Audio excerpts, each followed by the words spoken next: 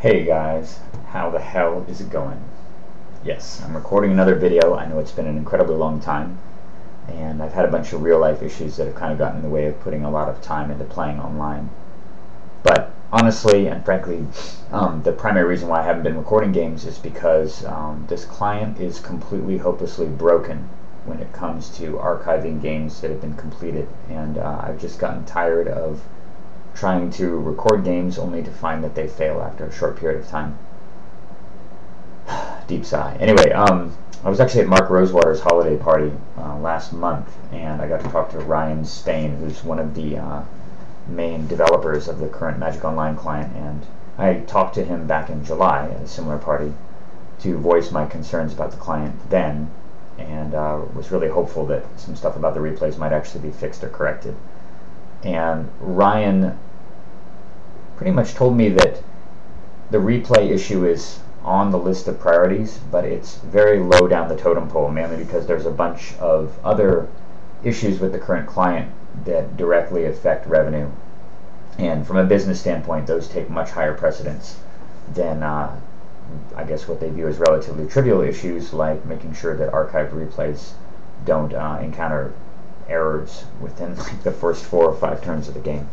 But from my perspective, as someone whose primary reason for playing online is to produce content for YouTube, whenever I have a game that's worthy of that, it's incredibly disheartening news to hear. Though he was certainly receptive to my feedback on it and said that he'd bring it up and try to get people to realize that it is a larger priority.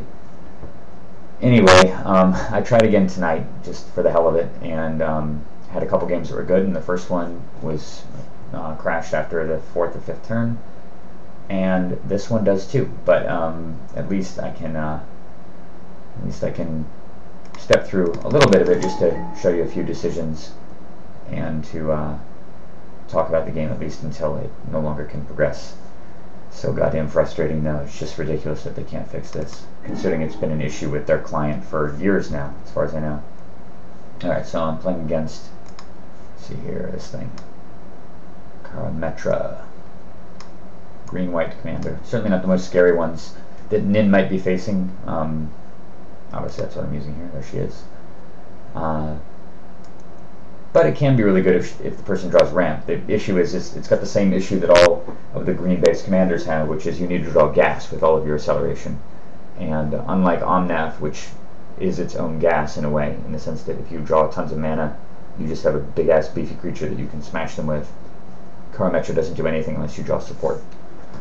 So we'll see how this game goes. I guess I'm going first. You're a mulligan.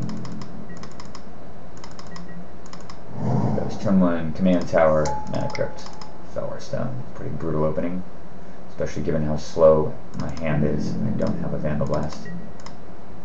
Or a or Dak Faden for that matter. But we'll make the best of it. I'm just going to play out the Chalice. So I assume his commander's coming down next turn. Cycles Eternal Dragon. Alright then, well, commander's certainly coming out next turn. It's a Temple Garden with it.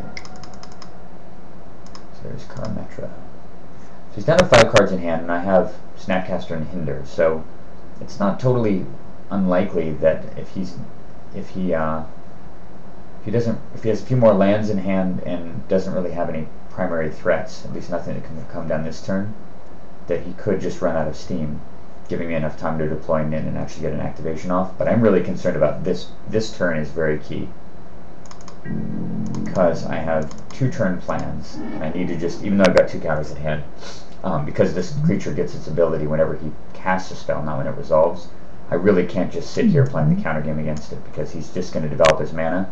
Every turn he's going to be effectively drawing 2 cards and putting a land into play, or I should say an extra land, which means that pretty soon he's going to be able to deploy 2 threats, because I only have 3 blue sources anyway. One of those is going to stick, and then I'm going to be hopelessly behind, and the commander's going to activate. So we have to be proactive, even if that means putting down the shield for 1 turn. So, just as a rule with control decks, you really need to understand that. A lot of people, I think, would just sit here on 2 counters in this position and assume that that was the right way to take over the game. But there are many, many situations where even when you have counters in hand, you don't have the luxury of just waiting.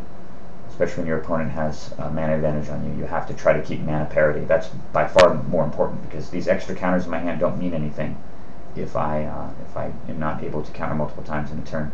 But right now we're just going with the Amnesia plan. He's going to get one turn to put something nasty out, and if it's not super nasty, if it's not and something like Sylvan Library, then I think I might be able to get him anyway.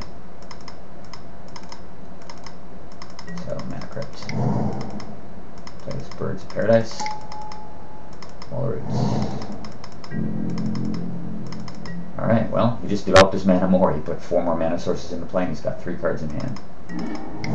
Perfect. Drawing an island there is really important for the turn after this one. And we see Doubling Season, Genesis Wave, and Myselov. So we had 2 threats, and God, the Genesis Wave would have been insane. And now they're all gone. So his hand's gone. This is another critical turn. If he draws something super powerful, I could be in trouble. But if he stumbles for just 1 turn, I think I pretty much win this game. And here's how the replay bugs. He's tapping for colorless mana to cast something. And what he actually cast here was a Soul Ring. So on my turn, I got to untap, and I played Min with this protection. And on his turn, he just played another land and passed. And my next turn I drew Phyrexian Metamorph, and I used Metamorph to copy the Wall of Roots. And then I had Nin plus Wall of Roots plus Counter Magic in hand. I could shoot it for 3 cards a turn. And in the face of that, he scooped it up. But I just wanted to use this as an example of just a general rule with counter decks, where it's important to understand when you need to tap out, even when you have counters in hand, even when your opponent is threatening with their mana, is threatening stuff that could be dangerous and potentially game-breaking. You sometimes just have to risk it and go for development over holding your position in the short term. Because control decks are all about the long-term game, and sometimes you have to sacrifice the short term for that. But anyway, well, I hope to one day be able to record replays again. I really enjoyed doing that, and I know you guys enjoyed watching those. So my condolences for the time being. I will continue to email Ryan Spain. I just emailed him about 10 minutes before I recorded this video about the issue. And I really encourage anyone who's interested in watching replays to write to Wizard Support and tell them that you are a fan of watching games online, and that the replay issue interferes with your ability to do that. Because if enough people complain about this issue, maybe we can creep it up a little higher on the totem pole of priorities. We can hope, at least, right? Anyway, I'll see you guys later. Take care.